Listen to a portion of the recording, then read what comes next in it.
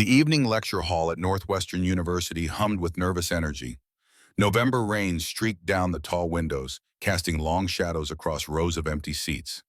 The fluorescent lights buzzed overhead, their cold glow illuminating the faces of 22 graduate students who sat rigid in their chairs. They were waiting.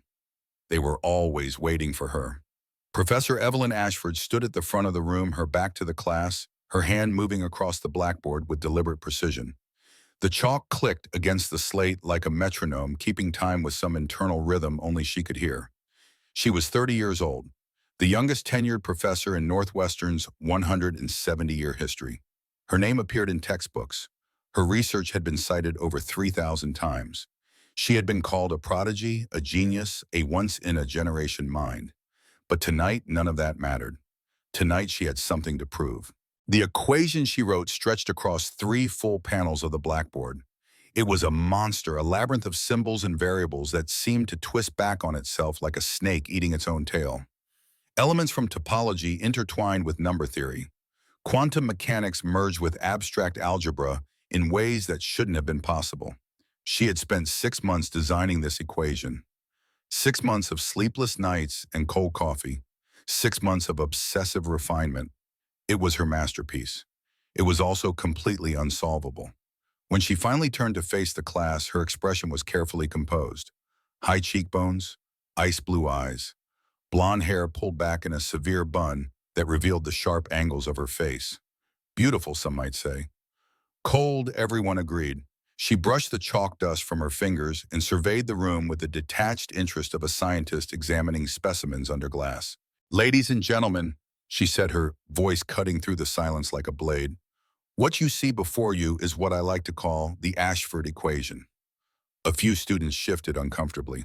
It combines the Riemann tensor in compact form with elements of nonlinear differential equations and quantum field theory. She paused, letting the weight of her words settle over the room. "I've shown this equation to colleagues at MIT, Harvard, Princeton, the Institute for Advanced Study. Some of the greatest mathematical minds of our generation have attempted to solve it." Another pause. All of them failed. The silence in the room had taken on a physical quality now. Heavy, oppressive, like the air before a thunderstorm. Evelyn smiled. It was not a kind smile. "So here's my challenge to you," she continued, her voice dropping to something almost playful, almost cruel. "Anyone in this room who can solve this equation—" She let the sentence hang in the air, watching the fear flicker across their faces. "I'll marry them on the spot." The laughter that erupted was nervous, uncertain. A few students exchanged glances, unsure whether to take her seriously. Others simply stared at the impossible tangle of mathematics on the board and felt their stomachs sink. Near the back of the room, a young man named Bradley Foster closed his notebook quietly. He had spent 4 years working toward his PhD. He had published 2 papers. He had been called promising by his advisors. But looking at that equation, he felt like a child standing at the base of Everest with nothing but a pair of sandals and a dream. No one noticed the door at the back of the lecture hall open silently. No one saw the man who slipped through pushing a mop bucket ahead of him. He wore the gray uniform of the university's custodial staff. His name tag read G. Holloway. His hands were rough and callous, stained with the residue of industrial cleaner. He moved with the practiced invisibility of someone who had learned long ago that being seen was a luxury he could not afford. Garrett Holloway was 30 years old. 5 years ago, he had been offered a position at this very university, not as a janitor, as a researcher, as a professor, as one of the most promising mathematical minds of his generation. 5 years ago, he had said no. 5 years ago, his mother was still alive. He pushed his mop bucket toward the corner of the room, keeping his head down, his eyes fixed on the floor. This was his ritual: clean the rooms after the students left, empty the trash cans, mop the floors, disappear before anyone could look too closely. But tonight, something made him look up. The equation on the board caught his eye like a hook catching flesh. His hands froze on the mop handle. His breath caught in his throat. For 5 years, he had avoided mathematics the way a recovering addict avoids their drug of choice. He had trained himself not to see the patterns that danced behind his eyes. He had forced himself to forget the language that had once been more natural to him than breathing. But this equation, This impossible, beautiful, monstrous equation. It called to him. Riemann tensor, he whispered, the words escaping before he could stop them. Compact form, combined with a modified Laplace transformation, and he caught himself, too late. Evelyn Ashford had turned sharply, her ice-blue eyes scanning the room for the source of that whisper. Her gaze swept past the students, past the empty rows of seats, and landed on the janitor in the corner. A janitor who was staring at her equation with an expression she had never seen on a maintenance worker's face. Recognition, understanding. "Excuse me," she said, her voice cutting across the room. "What did you just say?" Every head in the room turned to follow her gaze. Garrett felt the weight of their attention like a physical blow. His hands tightened on the mop handle until his knuckles went white. "Nothing, Professor," he said quietly. "I apologize. I'll come back later." He began to turn away, but Evelyn's voice stopped him. "No, I heard you say something about the Riemann tensor. In compact form." The mockery in her tone was unmistakable.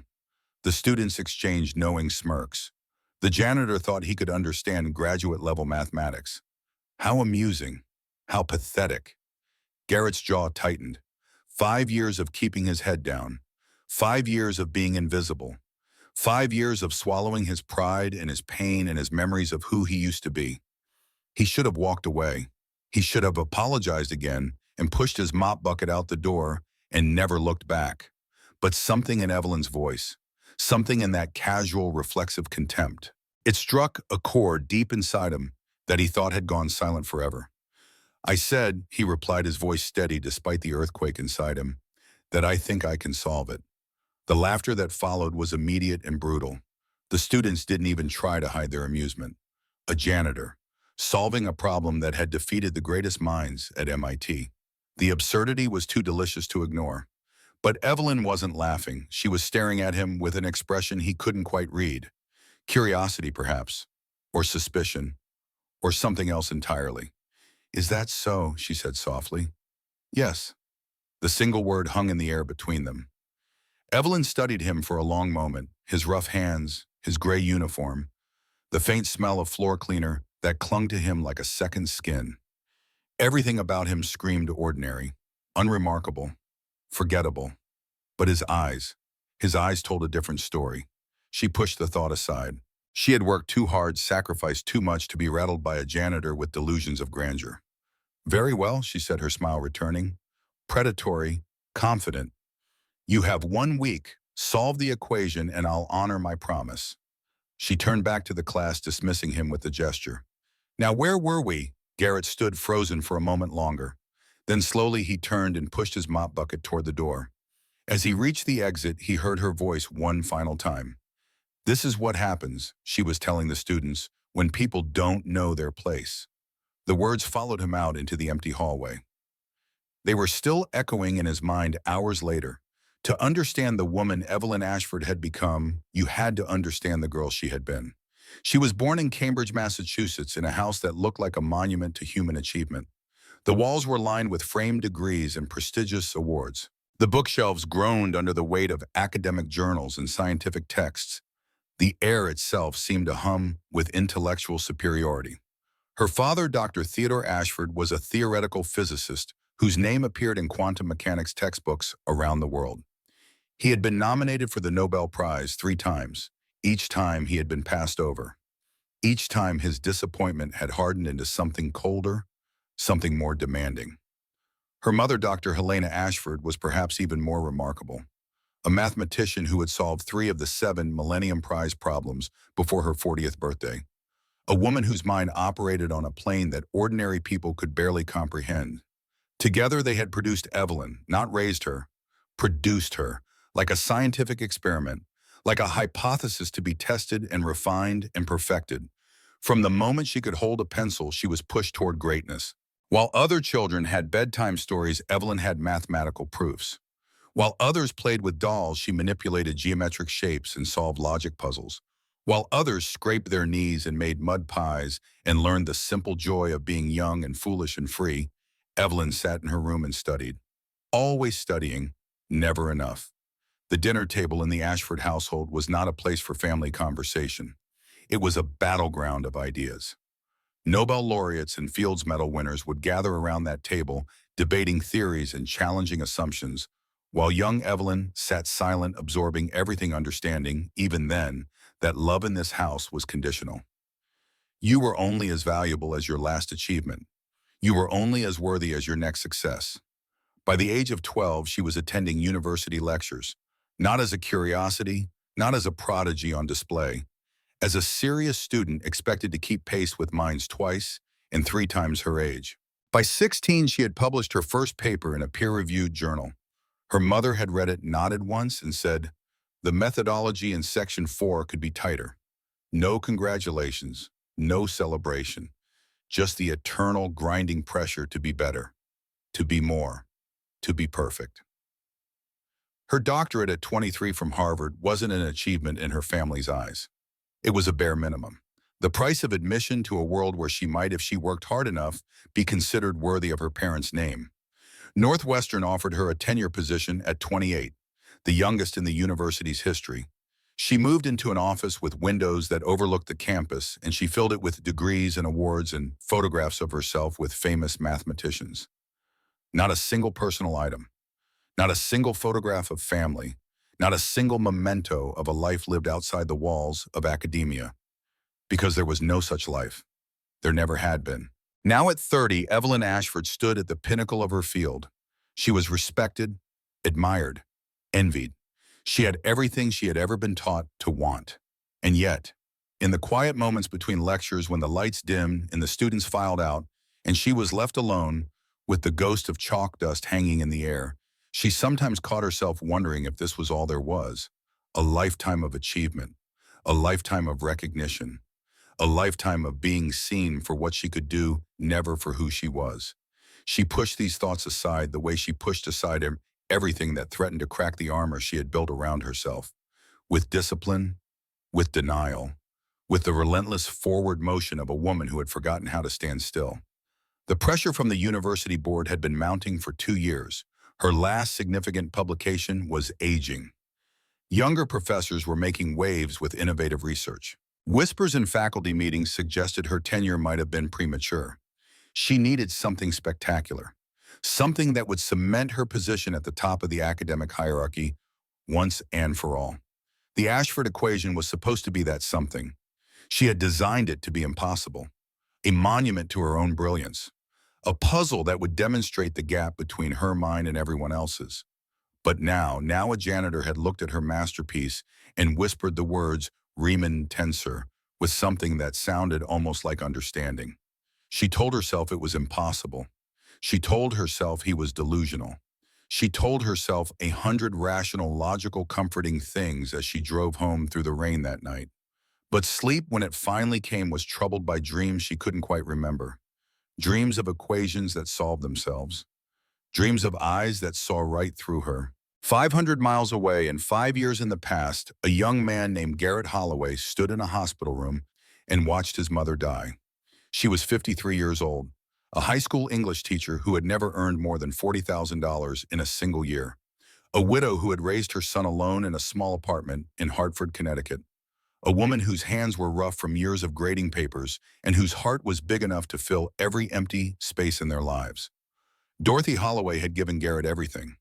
When he was 4 years old, she noticed him arranging his toy blocks in complex geometric patterns. She didn't dismiss it as childish play. She watched. She wondered. She saved her meager salary for books and puzzles and educational games that might feed whatever strange fire was burning in her son's mind. By 6, he was solving algebra problems that stumped middle schoolers. By 10, he was attending calculus classes at the local community college. By 16, Yale's program for the exceptionally gifted had accepted him with a full scholarship, and Dorothy had cried for hours. Not from sadness, from joy, from the bone-deep satisfaction of watching her sacrifice bear fruit.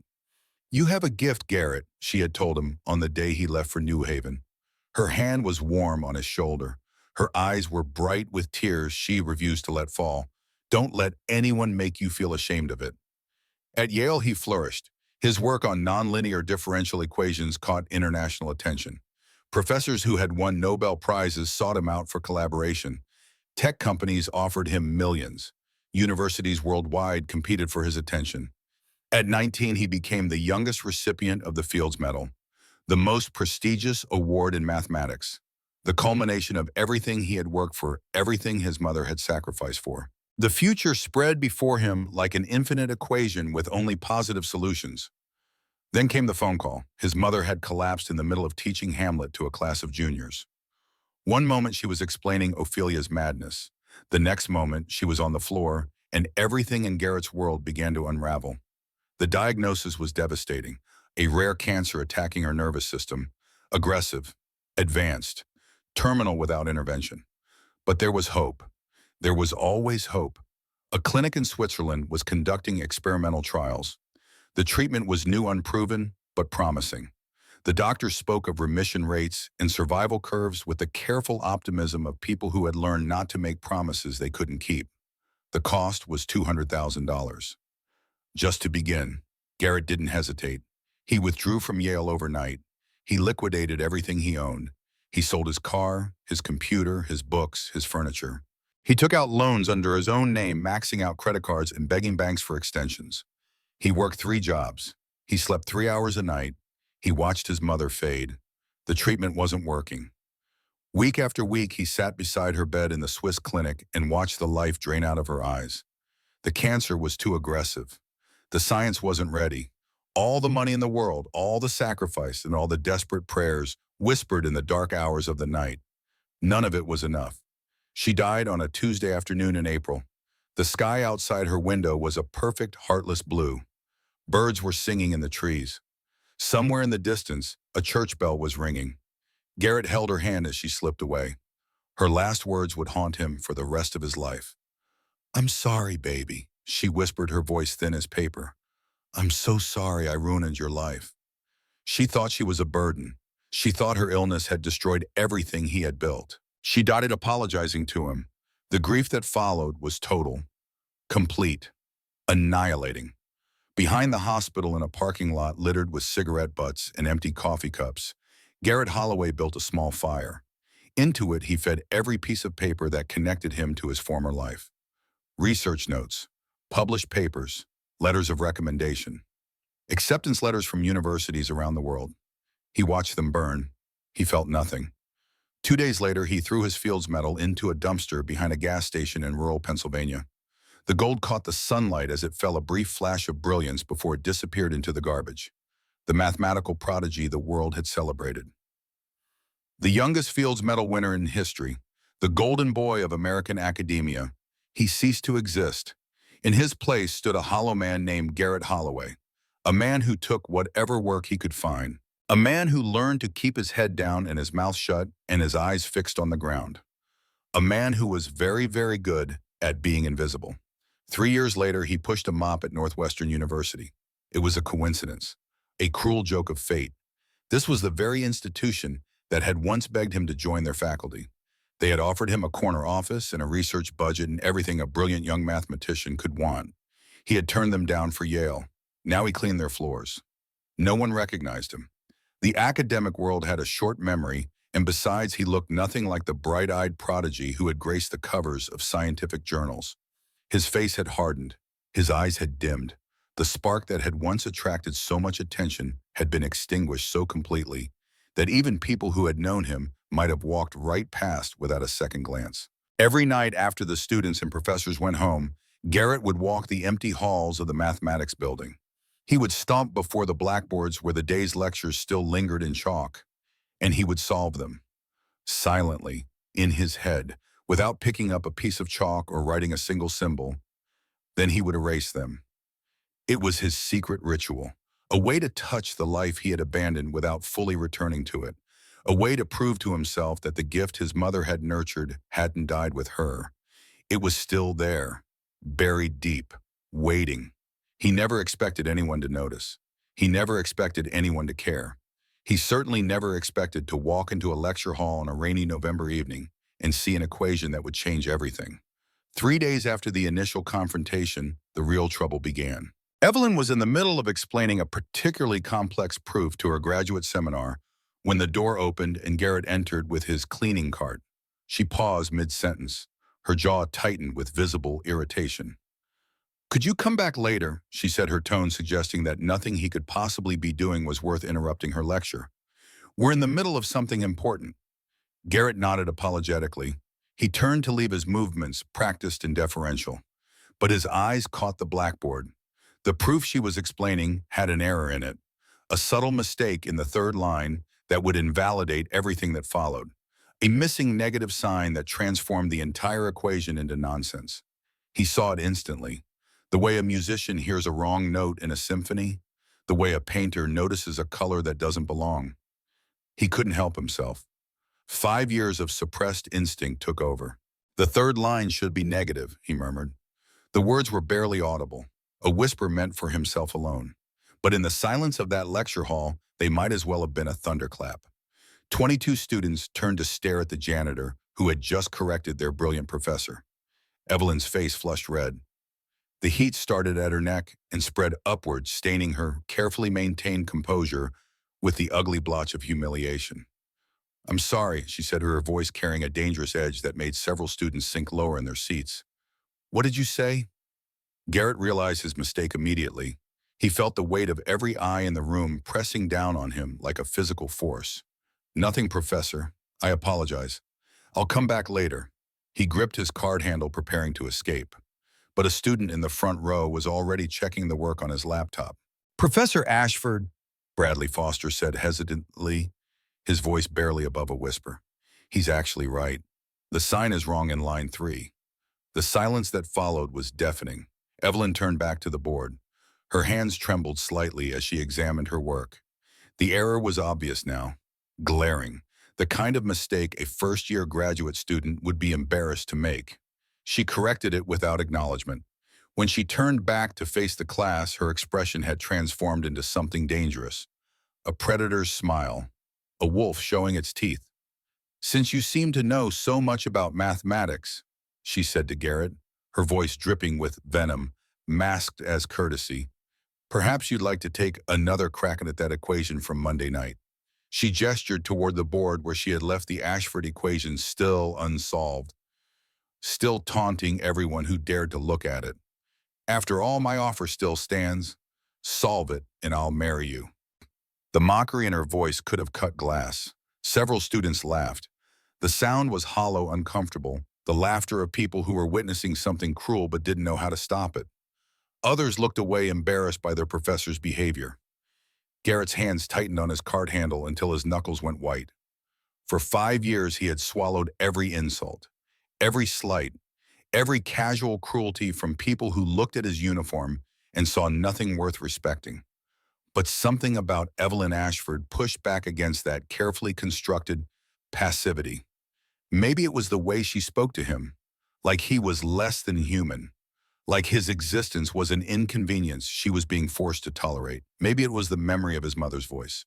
"Don't let anyone make you feel ashamed of your gift." Maybe it was simply that 5 years was long enough to hide, long enough to be invisible, long enough to pretend that the fire inside him had been completely extinguished. "Fine," he said. His voice was quiet but steady. "Give me 1 week."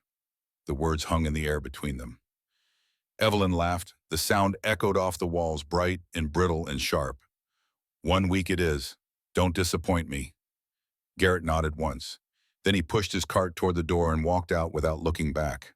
The door closed behind him with a soft click. He stood alone in the empty hallway, his heart pounding, his hands still trembling on the cart handle. What had he just done? For 5 years he had avoided mathematics, avoided recognition, avoided anything that might force him to remember who he used to be and who he had lost. Now, in the span of a single moment, he had agreed to solve an equation that had defeated some of the greatest minds in the world. He had agreed to step back into the light. He had agreed to face the ghost of the man he used to be. And somewhere buried so deep he almost couldn't feel it anymore, a spark flickered to life. His mother's voice echoed in his memory. "You have a gift, Garrett. Don't let anyone make you feel ashamed of it." He pushed his cart down the empty hallway, the wheels squeaking softly against the linoleum floor. The rain was still falling outside, but somewhere inside him, the long winter was finally beginning to thaw. That night, Garrett climbed the stairs to the university library for the first time in 3 years. His employee keycard granted after-hours access, The official reason was cleaning. The actual reason had never existed until now. The mathematics section stood before him like a cathedral of forgotten dreams. Row after row of books stretched toward the ceiling. Textbooks and journals and monographs containing the accumulated wisdom of centuries. The smell of old paper and binding glue hung in the air like incense. He hadn't set foot in this place since starting his janitorial job. He had avoided it deliberately the way a man avoiding alcohol steers clear of bars. Too many memories, too much pain, too great a risk that he might remember who he used to be and break apart entirely. But tonight was different. Tonight he had made a promise. He found a table in the furthest corner away from the security cameras and the late-night graduate students who sometimes wandered through. He spread his work across the surface with hands that trembled slightly. A legal pad borrowed from the supply closet, a pencil worn down to a stub. Nothing more. He didn't need anything more. The Ashford equation floated before his eyes, burned into his memory from that single glance in the lecture hall. He began to write, translating the image in his mind onto paper. The familiar rhythm returned slowly, like a musician picking up an instrument after years of silence, like a dancer hearing music after a lifetime of stillness. Each symbol he wrote felt like coming home and saying goodbye simultaneously. The equation was a monster. That much was immediately clear. Evelyn Ashford had designed it not just to be difficult, but to be cruel. Elements from topology intertwined with number theory in ways that created dead ends and false paths. Quantum mechanics merged with abstract algebra to form traps that would snare anyone who approached them directly. It was a labyrinth designed by a brilliant mind with something to prove. But Garrett had spent his entire life navigating labyrinths. He began with the obvious approaches and watched them fail. One after another, conventional methods crumbled against the equation's defenses. By midnight, he had filled 10 pages with calculations that led nowhere. By 2 in the morning, he had filled 20. His mother's face kept appearing in his mind, not sick and frail as she had been at the end, not apologizing with her final breath for ruining his life, but vibrant and proud the way she had looked when he won his first mathematics competition at 12 years old. "You have a gift, Garrett," she had said, her hand warm on his shoulder. "Don't let anyone make you feel ashamed of it." He set down his pencil. For 5 years, shame was all he had felt. Shame that his gift hadn't been enough to save her. Shame that all his brilliance and all his achievements had meant nothing when it mattered most. Shame that he had been so arrogant, so confident in his abilities, that he had truly believed mathematics could solve any problem. But sitting here now, surrounded by the ghosts of equations past, he began to understand something he had been too broken to see before. His mother hadn't died because he failed. She had died because some problems have no solution. Because the universe doesn't care about genius or effort or love. Because death comes for everyone eventually, and no amount of mathematical brilliance can change that fundamental truth. She had known that. She had always known that. And she had loved him anyway. Not for his achievements, not for his medals, not for the promise of greatness that everyone else saw when they looked at him. She had loved him because he was her son. Nothing more, nothing less. The tears came without warning, silent, hot, unstoppable. He sat alone in the empty library and wept for the first time since her funeral. The grief that had been frozen solid inside him for 5 years finally began to thaw, and it hurt worse than anything he had ever experienced. But it was a good hurt, a necessary hurt, the kind of hurt that comes before healing. When the tears finally stopped, he picked up his pencil again. And this time something had changed. The equation looked different now. Not easier exactly, but clearer. As if the tears had washed away some film that had been obscuring his vision. He saw a path he hadn't noticed before. Unconventional, counterintuitive. The kind of approach that would make traditional mathematicians shake their heads in disbelief. But it might work. He began to write. And this time the mathematics began to sing. Word of the janitor's challenge spread through the mathematics department like wildfire through dry timber. By Wednesday, it seemed like everyone on campus knew the story. A custodial worker had dared to claim he could solve Professor Ashford's impossible equation. The brilliant, beautiful, terrifying Professor Ashford had accepted his challenge with a mocking laugh and a promise of marriage. It was the kind of story that captured imaginations. Students created a social media group called Janitor versus Professor that gained 300 members in 2 days. They began taking photographs whenever they spotted Garrett pushing his mop bucket through the halls, turning him into an unwilling campus celebrity. The rumors grew more elaborate with each telling. Some claimed he was a foreign spy, gathering intelligence under cover of cleaning floors. Others insisted he was an eccentric billionaire researching a role for an upcoming film. A few suggested he was Professor Ashford's secret ex-lover, seeking revenge through mathematical humiliation. The student newspaper ran a front-page story with the headline, "David versus Goliath, Can a Janitor Solve the Impossible?" Evelyn heard every whisper. Each one stoked her anger to new heights. The idea that this nobody, this maintenance worker, had dared to challenge her publicly was intolerable. That students were treating it as entertainment, as if her life's work was some kind of sporting event, made her want to scream. She began arriving at the university earlier each morning and staying later each night. Her regular research fell by the wayside as she obsessed over the Ashford equation, working through it again and again to reassure herself that it truly was unsolvable. It was unsolvable. It had to be unsolvable. She had designed it that way. On Thursday morning, she discovered something that made her blood run cold. The abandoned seminar room on the fourth floor of the mathematics building had been unused since Professor Whitmore's retirement 2 years ago. Evelyn sometimes passed it on her way to the faculty lounge, glancing through the small window in the door at the dusty chairs and forgotten blackboards inside. But this morning, the blackboards weren't empty. Someone had been writing on them. She stopped in the hallway, her coffee growing cold in her hand, and stared through the window at the equations covering the slate. The work was elegant, more than elegant, it was beautiful. The approach used techniques she had never considered, transformations that shouldn't have worked but somehow did, connections between disparate fields of mathematics that seemed to materialize out of thin air. Whoever had done this wasn't just intelligent. They were operating on a level she had rarely encountered in her entire career. Her hands trembling, she pushed open the door and stepped inside. The room smelled of dust and chalk and something else, something fainter, industrial cleaner. She photographed everything with her phone. Then she erased it all, her heart pounding as she destroyed work that part of her wanted desperately to study and understand. She spent the rest of the day in her office, door locked, blinds drawn, trying to reverse engineer the methodology she had glimpsed. The approach used techniques from papers published within the last year. Cutting-edge material that no amateur would know, that no janitor could possibly know. Unless he wasn't really a janitor at all. That evening, Evelyn did something she had never done before. She hid in the shadows outside the abandoned seminar room and waited. The hours crawled by. Students and faculty came and went, their footsteps echoing in the empty hallway, their voices fading into silence as night settled over the campus. The building grew quiet. The lights dimmed. The world outside the windows turned black. At midnight, she heard footsteps approaching. Different footsteps, softer, more deliberate. The footsteps of someone who had learned to move without being noticed. She pressed herself against the wall and watched through the narrow window as Garrett Holloway entered the seminar room with his cleaning cart. He didn't clean, he went straight to the blackboard, and he began to write.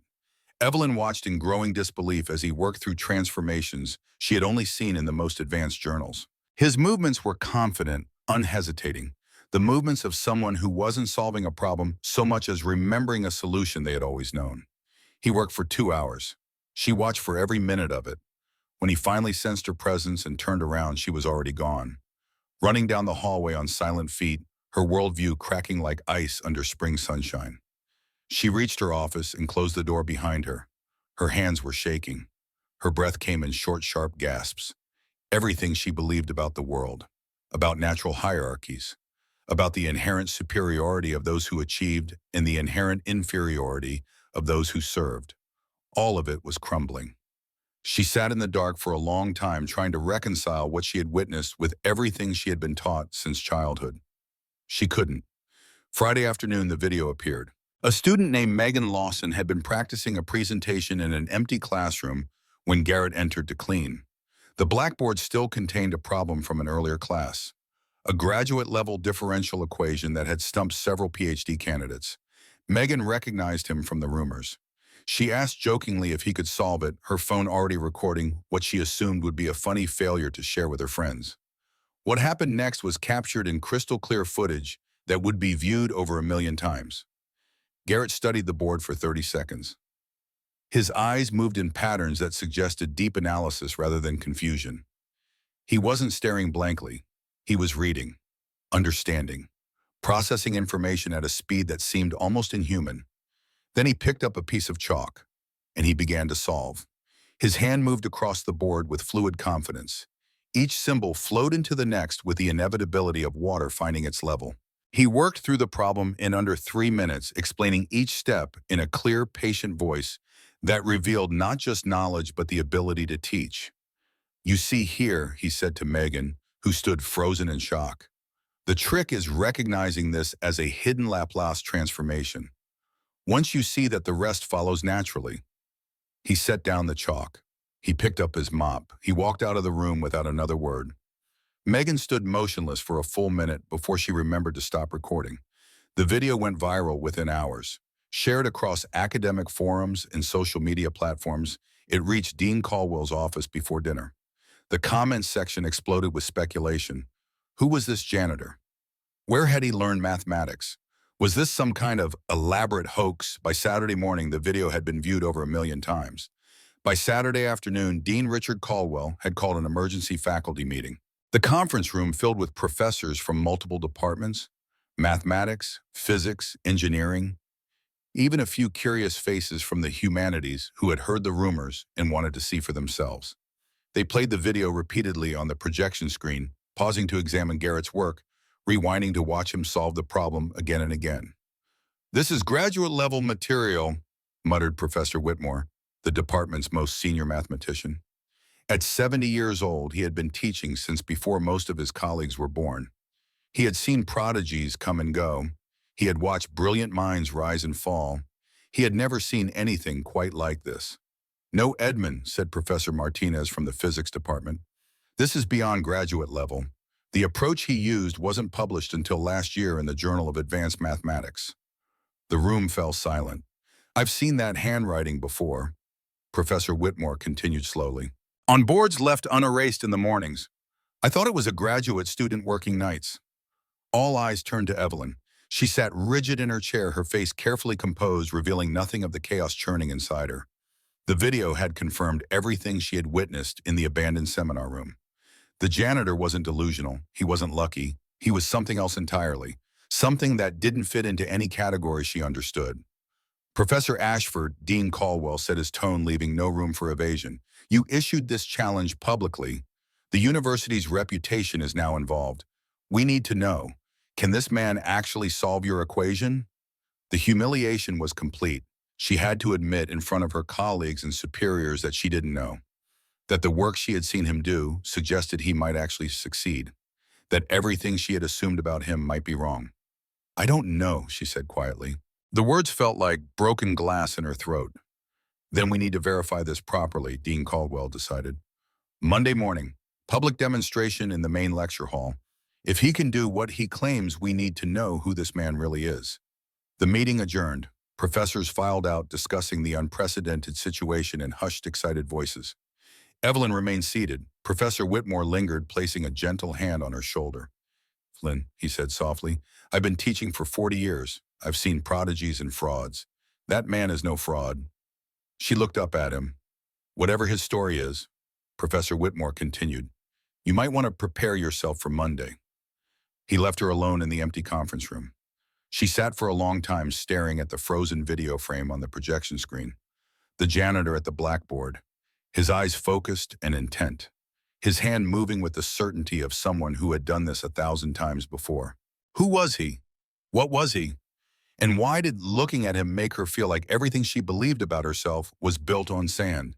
Monday morning arrived gray and cold. November wind rattled the windows of the largest lecture hall on campus. Rain spattered against the glass like impatient fingers tapping, demanding to be let in. Inside, 500 people waited. Faculty from mathematics, physics, engineering, and a dozen other departments filled the front rows. Graduate students stood along the walls, craning their necks for a better view.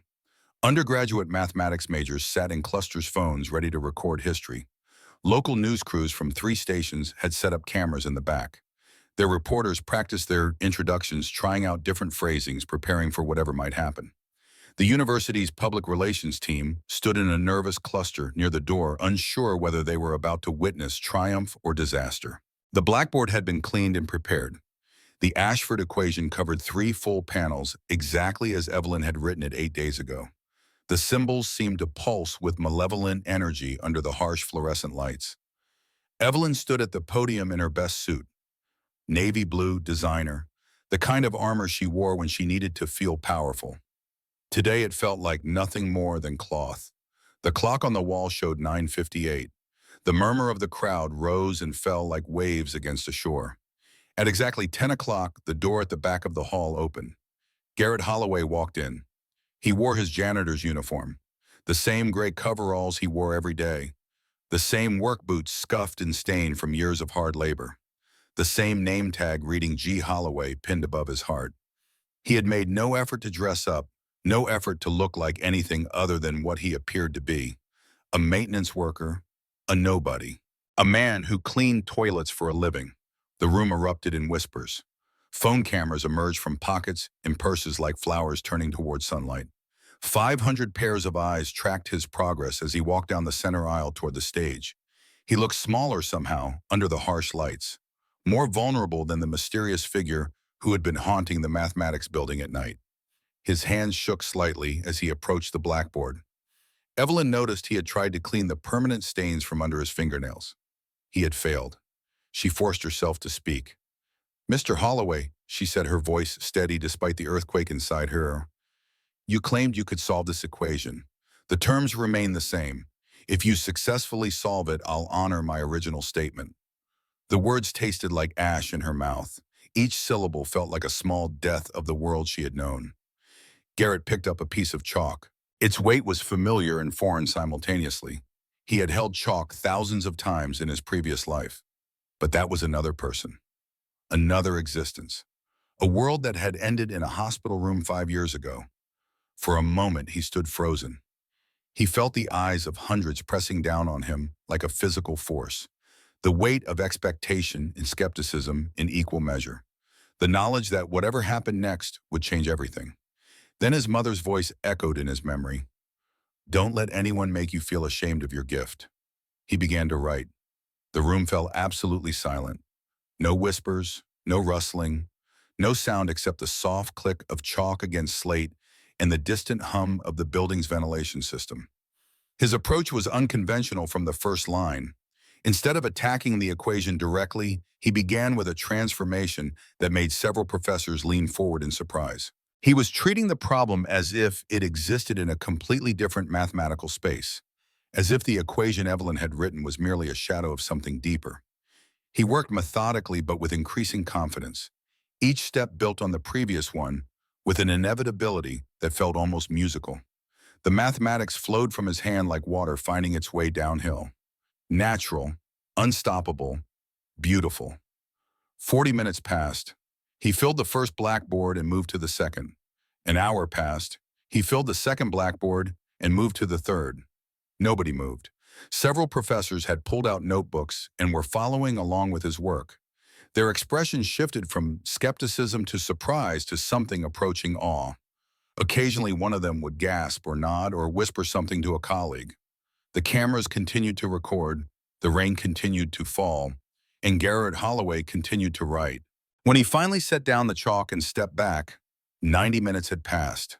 The complete solution covered 5 blackboards, a tapestry of symbols and equations that stretched across the front of the lecture hall like a mathematical mural.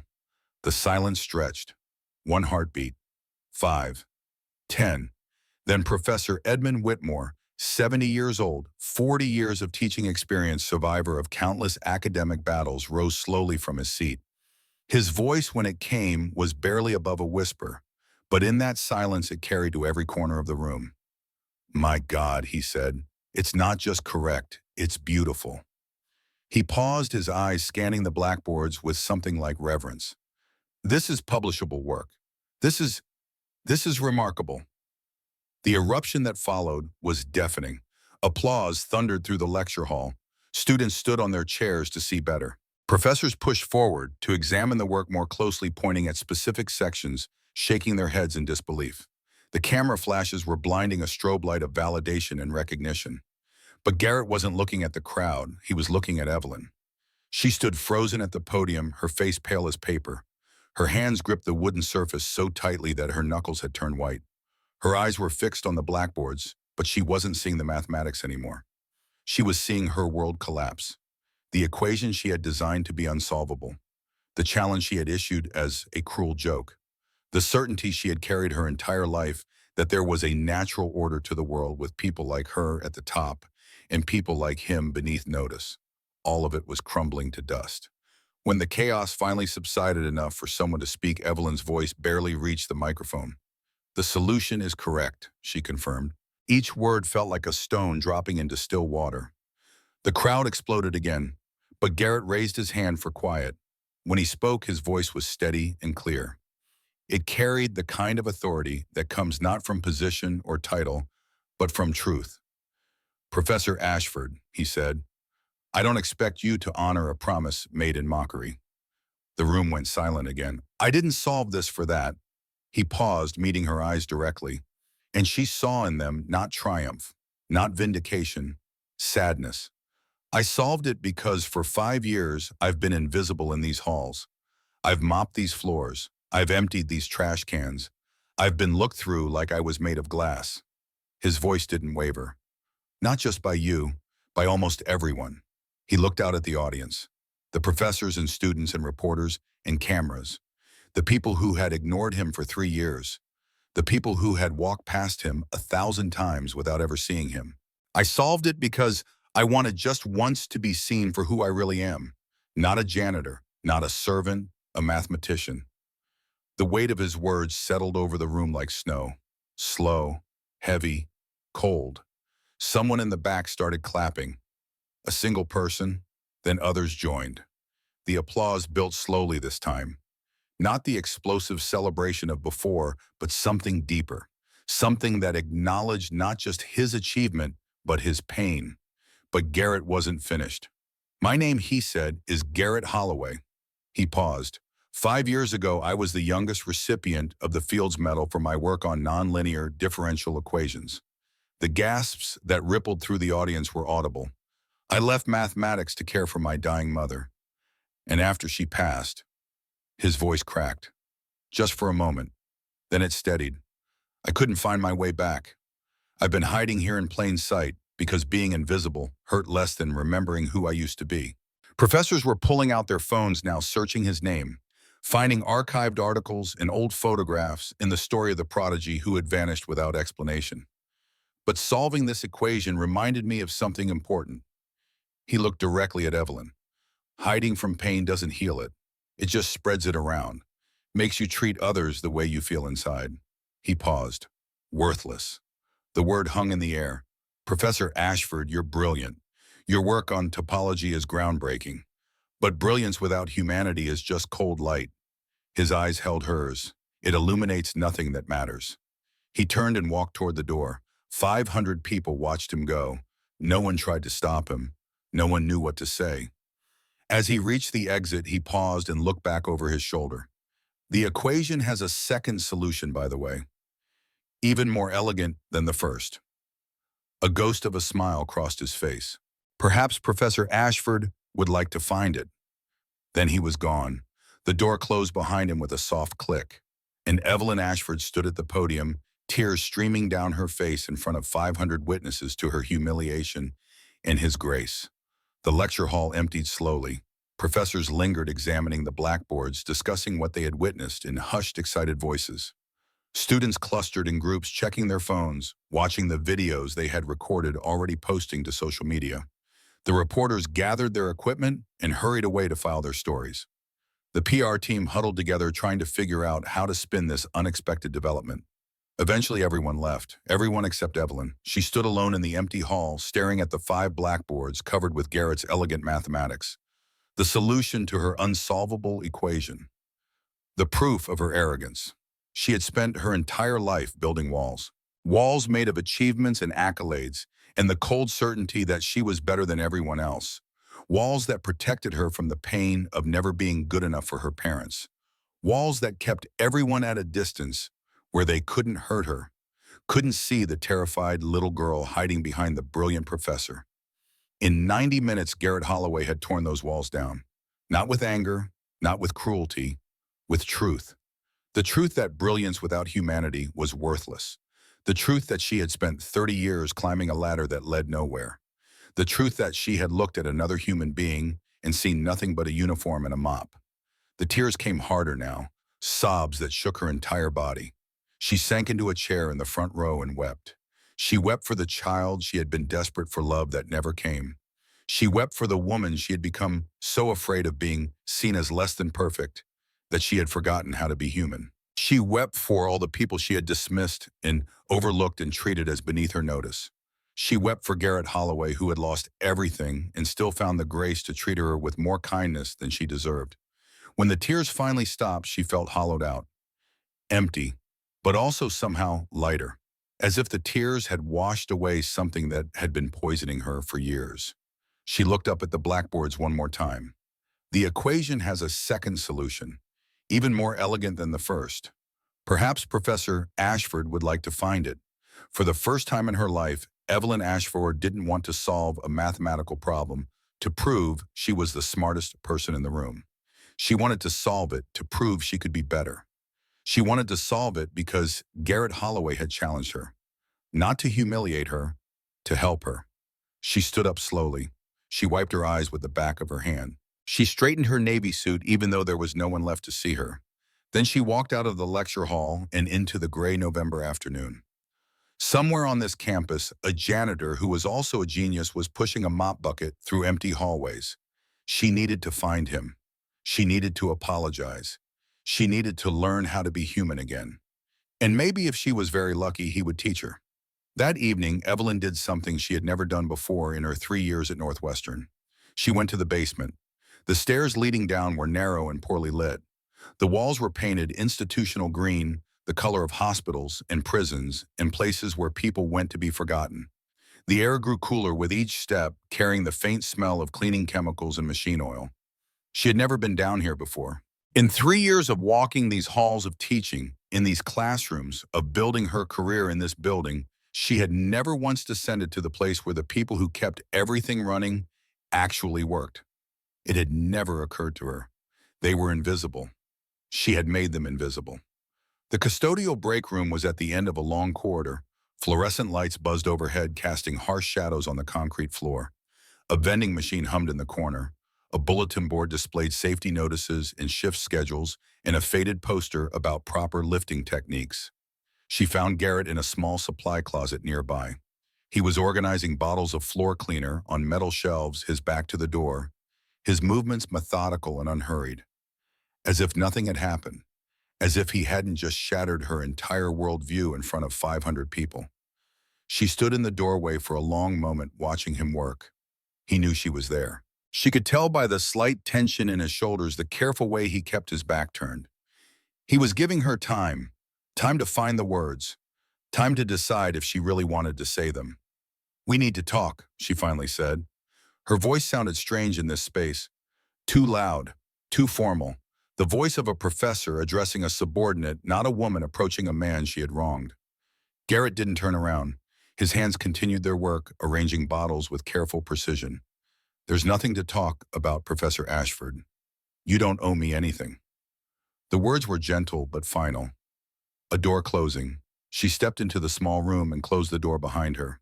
The space was tiny, windowless. The shelves pressed in on all sides, creating an intimacy that felt almost suffocating. Her designer heels looked absurd on the stained concrete floor. "I owe you an apology," she said, "and an explanation if you'll let me give it." He finally turned to face her. His eyes were calm, patient, waiting. She had prepared a speech. On the walk down here, she had rehearsed exactly what she would say, how she would frame her apology, how she would maintain some dignity while acknowledging her mistakes. But standing here in this cramped closet that smelled of industrial cleaner and resignation, all her carefully prepared words dissolved. What came out instead was the truth. She told him about Cambridge, about the house that felt more like a museum than a home, about dinner tables surrounded by Nobel laureates who discussed her potential as if she weren't sitting right there, about parents who measured love and achievements and found her perpetually wanting. She told him about the pressure, the constant, grinding, relentless pressure to be better, smarter, more accomplished. The knowledge that any failure, any weakness, any moment of simply being a child would be met with disappointment and withdrawal of affection. She told him about the loneliness, about growing up surrounded by brilliant minds, but no one who actually saw her, about learning to wear perfection like armor because showing vulnerability meant showing weakness, and weakness was unacceptable. "I've never been enough," she said, her voice cracking. "Not for them, not for anyone. So I learned to be better than everyone else instead. If I couldn't be loved, at least I could be respected. At least I could be feared." She looked at the floor. "I know that's not an excuse. There is no excuse for how I treated you, for how I've treated so many people." She forced herself to meet his eyes. "But I want you to understand, I wasn't mocking you because I thought I was better than you.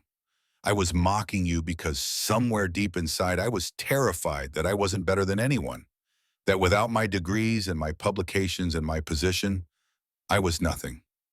The tears came. She let them fall. "You were right," she whispered. "Brilliance without humanity is just cold light. I've been so cold for so long I forgot what warmth felt like." The silence stretched between them. Then Garrett did something unexpected. He sat down on an overturned bucket and gestured for her to take the one across from him. She sat, her $1,000 suit forgotten, her professional dignity abandoned. Just two people in a supply closet finally seeing each other clearly. "My mother was an English teacher," he said quietly. "High school. She never earned more than $40,000 in a year." He paused.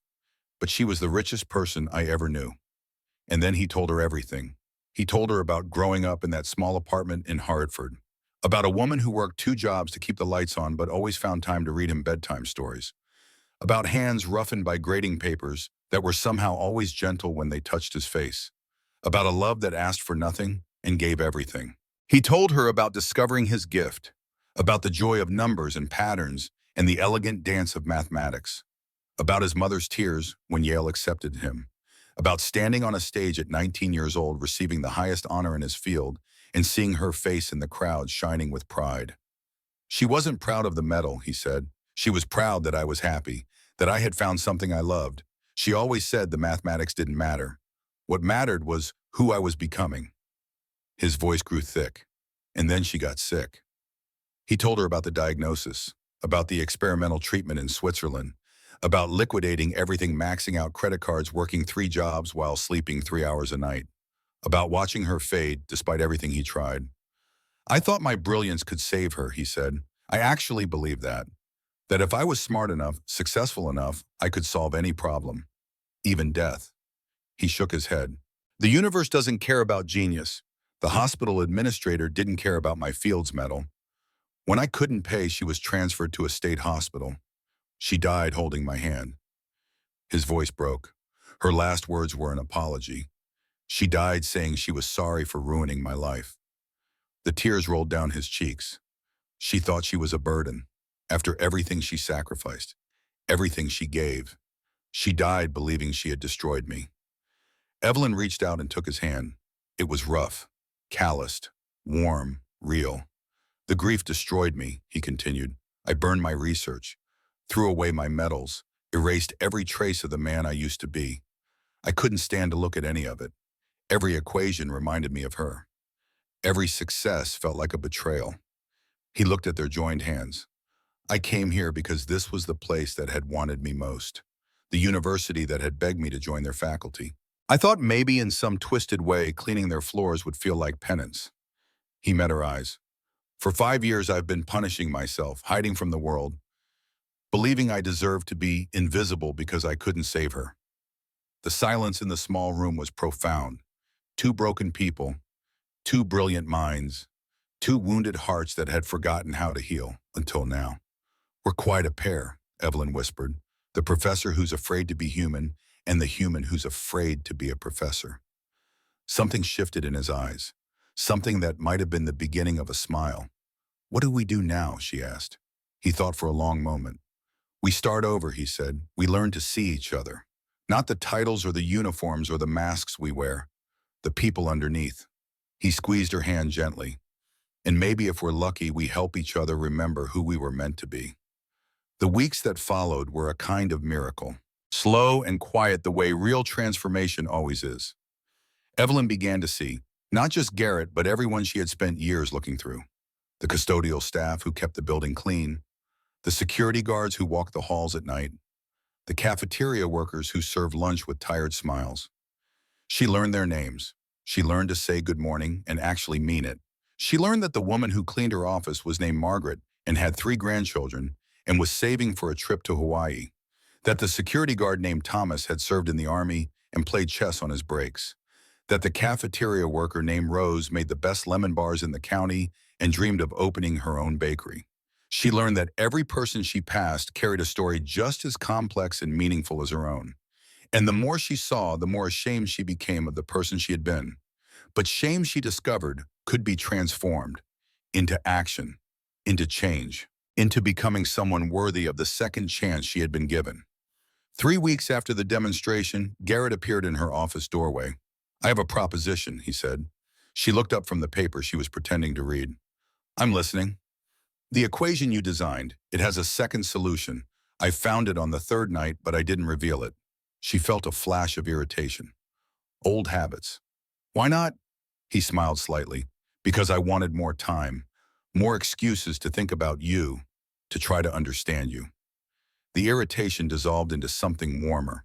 "And now I think we should work on something together, not to prove anything to anyone, not to publish or present or advance our careers." He stepped into her office. Just for the joy of it, the way mathematics was meant to be done. She considered his words. For 30 years, she had approached mathematics as a weapon, a tool for advancement, a way to prove her worth and destroy her competition. The idea of doing it for joy seemed almost foreign, almost impossible, almost wonderful. "What did you have in mind?" she asked. They began meeting in the abandoned seminar room after hours, the same room where she had first discovered his work on the blackboards, the same room where she had watched him from the shadows and felt her certainty begin to crack. Now they filled those blackboards together. Their collaboration felt natural, inevitable, like 2 instruments that had been designed to play the same symphony. Garrett's approach to mathematics was intuitive and wild. He saw connections that others missed. He made leaps that seemed impossible until you followed his path and realized they were obvious. He treated equations like living things, coaxing solutions out of them, the way a gardener coaxes flowers from soil. Evelyn's approach was methodical and rigorous. She provided the framework to capture his insights. She translated his intuition into formal proof. She built the scaffolding that allowed his ideas to stand on their own. Together, they produced something neither could have achieved alone. The proof they developed over those 6 weeks would revolutionize an entire subfield of topology. It opened new avenues for research that would keep mathematicians busy for decades. It was by any objective measure a masterpiece. But that wasn't what made those weeks magical. What made them magical was the conversation. The hours spent talking about everything and nothing. About music and literature and the way rain sounded on windows. About childhood dreams and adult disappointments and the strange paths that had brought them here. She learned that he loved jazz, particularly John Coltrane's mathematical approach to improvisation. He would sometimes hum while he worked low and soft, and she found herself listening for that sound, missing it when he was quiet. She learned that he could fix anything mechanical, a skill learned from necessity when he couldn't afford repairs. He fixed the squeaky hinge on her office door, the stuck drawer in her desk, the ancient coffee maker in the faculty lounge that everyone else had given up on. She learned that he saw patterns everywhere, in the way people walked, in the rhythm of rain, in the architecture of buildings and the structure of sentences in the chaos of traffic. And somewhere in those weeks, without either of them quite noticing, the work became secondary. The connection became primary. "You're beautiful when you're thinking," he said one night. They were sitting side by side at the blackboard shoulders, almost touching. The chalk dust hung in the air like mist. The campus outside the windows was dark and silent. She looked at him. "What? You get this little furrow between your eyebrows." He touched his own forehead. and you bite your lower lip. And your whole face lights up when you see the solution. She felt heat rise to her cheeks. No one has ever told me that before. Then no one has been paying attention. The air between them was charged, heavy with possibility, with words unspoken, with questions that neither of them was quite brave enough to ask. "Garrett," she said softly, "the university is going to offer you a position. Dean Caldwell told me yesterday. They want you to head a new research initiative." He was quiet for a moment. "I know, they approached me last week. And so, I turned them down." She felt something twist in her chest. "Why?" He stood and walked to the window, the night pressed against the glass like a living thing. "I'm not ready for that life again. The pressure, the competition, the constant need to prove yourself." He shook his head. "I can't." She stood and joined him at the window. "What if you didn't have to do it alone?" He turned to look at her. "What do you mean?" She chose her words carefully. "What if you had someone beside you, a colleague, a collaborator, someone who understood the pressure because she had lived it too?" She took a breath. "Someone who could remind you that you're more than your achievements, more than your failures, more than the mask the world expects you to wear." His eyes searched her face. "Evelyn, I'm not saying it would be easy. I'm not saying we won't struggle, but I've spent 30 years trying to be perfect alone, and it nearly destroyed me." She reached for his hand. "Maybe it's time to try being imperfect together." The question hung between them, not a mathematical question, something far more complex, something far more important. He didn't answer with words. He answered by leaning forward and pressing his lips to hers, gentle, tentative, the kiss of two people who had forgotten how to be vulnerable and were learning again. When they finally pulled apart, she was crying, happy tears, the first she had cried in years. "Is that a yes?" she whispered. He smiled, and for the first time the smile reached his eyes. "That's a yes." The International Mathematics Conference in Chicago was the event of the year in their field. 800 of the world's greatest mathematical minds gathered in the grand ballroom of the Palmer House Hilton. Crystal chandeliers cast warm light over rows of chairs filled with professors and researchers from every prestigious university on the planet. Three Fields Medal winners sat in the front row. Camera crews from academic networks set up equipment in the back. And at the podium, Evelyn Ashford and Garrett Holloway stood together. They took turns presenting their joint proof. Their styles were complementary in a way that surprised even them. Where Garrett provided intuitive leaps, Evelyn offered rigorous justification. Where she built formal structures, he showed elegant shortcuts. They were like two dancers who had finally found their perfect partner. When they finished, the applause was thunderous and sustained. During the question period, a professor from Stanford raised his hand. "Professor Ashford, Mr. Holloway, your backgrounds couldn't be more different. How did you find common ground?" Evelyn took the microphone first. "I learned that brilliance comes in many forms and from unexpected places. My prejudices nearly cost me the opportunity to work with one of the finest mathematical minds of our generation." She glanced at Garrett. "More than that, they nearly cost me the chance to know an extraordinary human being." Garrett stepped forward.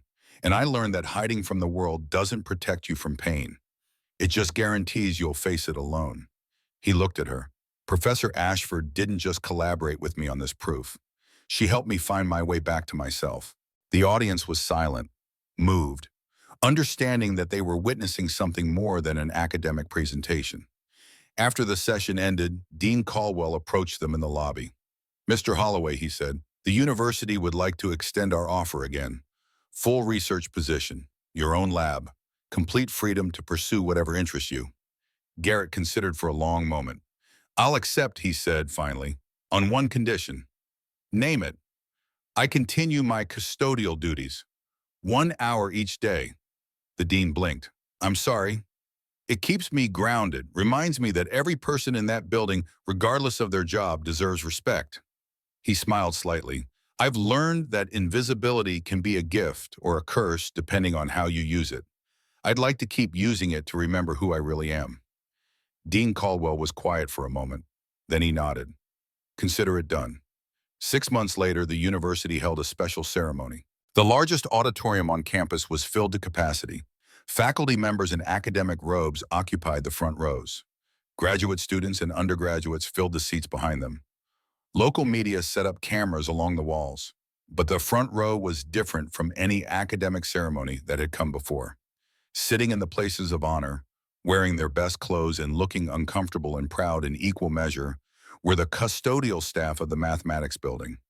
Margaret, who had 3 grandchildren and was finally going to Hawaii. Thomas, who had served in the army and played chess on his breaks. Rose, who made the best lemon bars in the county. And a dozen others, the people who had been invisible, the people Garrett had never forgotten. When he walked to the podium in his new academic robes, the applause was warm and genuine. But he wasn't looking at the dignitaries or the cameras or the important people who had come to witness his return to the world of mathematics. He was looking at the front row, at the faces of people who had always seen him even when he was invisible. At Evelyn, who sat among them, her hand resting on the empty chair beside her. And a year ago, he began. I stood in a lecture hall in this building and solved an equation. His voice was steady, clear. But the real problem that needed solving wasn't mathematical. It was human. It was about how we see each other, how we value each other, how we miss the extraordinary and the ordinary because we're too busy looking up or down instead of straight ahead. He found Evelyn's eyes. Professor Ashford challenged me with an impossible equation, but she gave me something more valuable than any mathematical proof. She gave me the courage to be myself again. A pause. And then she gave me something even more precious. The knowledge that being myself was enough. The audience was silent, moved. I've learned something this year. Something that doesn't fit neatly into any equation, but is true nonetheless. He stepped out from behind the podium. Brilliance without humanity is just cold light. It illuminates nothing that matters. He walked toward the front row, toward Evelyn. The people we overlook, the people we dismiss, the people we treat as invisible, they are the constants that hold our equations together. Without them all, our brilliance amounts to nothing. He stopped in front of her. The audience held its breath. Evelyn Ashford, he said, a year ago you made a promise, a joke, yes, a challenge issued in mockery, but a promise nonetheless. He reached into his pocket. I've solved your equation, both solutions. The second one is more elegant than the first, by the way. A ripple of laughter through the audience. He pulled out a small box. But there's another equation I've been working on, the most complex one I've ever attempted. He opened the box, a simple ring, silver with a small diamond that caught the light like a star. The equation is this: how do you find someone who sees the real you, who looks past the titles and the uniforms in the back, who finds the person hiding underneath and loves them anyway? He dropped to one knee. I've found my answer. It's you. Evelyn's hands flew to her mouth, tears streaming down her face. Evelyn Ashford, will you marry me? Not because of a challenge or a joke, but because you've become the constant in every equation of my life. The silence stretched. 1 heartbeat. 2. Then Evelyn laughed. A bright, joyful sound that had nothing to do with the sharp, mocking laugh she had wielded as a weapon for so many years. Yes, she said, pulling him to his feet. Yes, but I have a condition. He raised an eyebrow. You have to teach me that second solution. We're equals, remember. The auditorium erupted. Applause thundered. The custodial staff in the front row cheered loudest of all. And in the midst of all that noise, in the center of that celebration, 2 people who had found each other through the language of mathematics stood holding hands. The janitor who had become a professor, the professor who had learned to be human. They had solved the most important problem of all. Later that evening, they walked across campus together. Spring had come to Northwestern. The trees were blooming. The air was warm and soft. Students sat on benches and sprawled on lawns, enjoying the first gentle days after the long winter. You know, Evelyn said, when I wrote that equation, I designed it to be impossible. A monument to my own brilliance, a way to prove I was better than everyone else. Garrett nodded. I know. But you solved it anyway. I did. She stopped walking and turned to face him.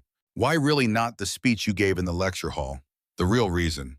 He was quiet for a moment. Because you reminded me of myself. She frowned. What do you mean? You were hiding, Evelyn, behind your degrees and your publications and your cold perfection. just like I was hiding behind my mop and my uniform and my invisibility. He took her hand.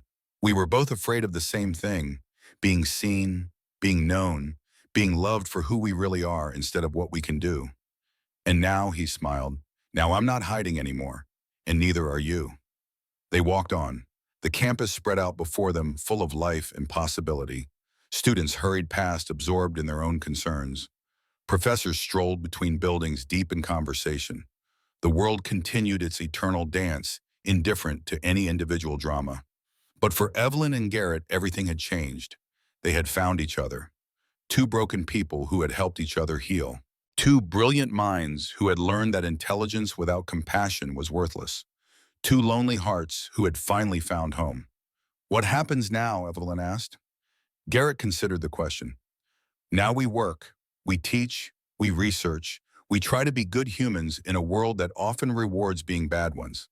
He squeezed her hand. And we remember, every day, that the person pushing the mop might be a genius, that the professor in the expensive suit might be dying inside, that everyone we meet is fighting a battle we know nothing about. And we treat them with kindness, Evelyn added, even when they don't seem to deserve it, especially then. They reached the edge of campus. The sun was setting, painting the sky in shades of gold and rose. I never thanked you, Evelyn said quietly. For what? For seeing me, the real me, the scared little girl behind the armor. Nobody ever saw her before. That's not true. She looked at him surprised. She was always there, Garrett said. You just had to let her out. He pulled her close. And now she's free. She rested her head against his shoulder. They stood together watching the sun sink below the horizon. Two people who had been invisible in different ways. Two people who had finally learned to see. The equation was solved. But the story was just beginning. Somewhere in the mathematics building, a blackboard still held the traces of chalk marks. The Ashford equation solved twice had been erased but never forgotten. Graduate students would talk about it for years. The video of Garrett's demonstration would be watched millions of times. But the real legacy wasn't mathematical. It was human. In the years that followed, Evelyn Ashford Holloway would become known not just for her brilliant research, but for her kindness. She would learn the names of every custodial worker in her building. She would mentor students from disadvantaged backgrounds. She would give speeches about the importance of seeing people instead of positions. She would never forget the lesson she learned in a supply closet from a man who had every reason to hate her and chose to love her instead.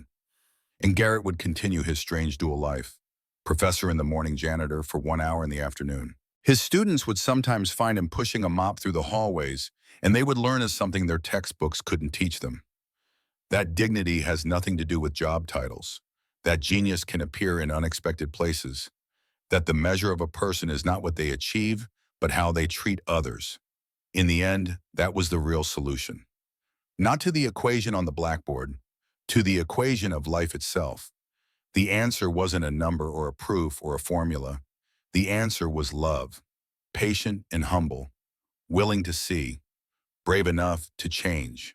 The answer was two people brilliant and broken, choosing each other, choosing kindness, choosing humanity over achievement, choosing to solve the only equation that ever really mattered.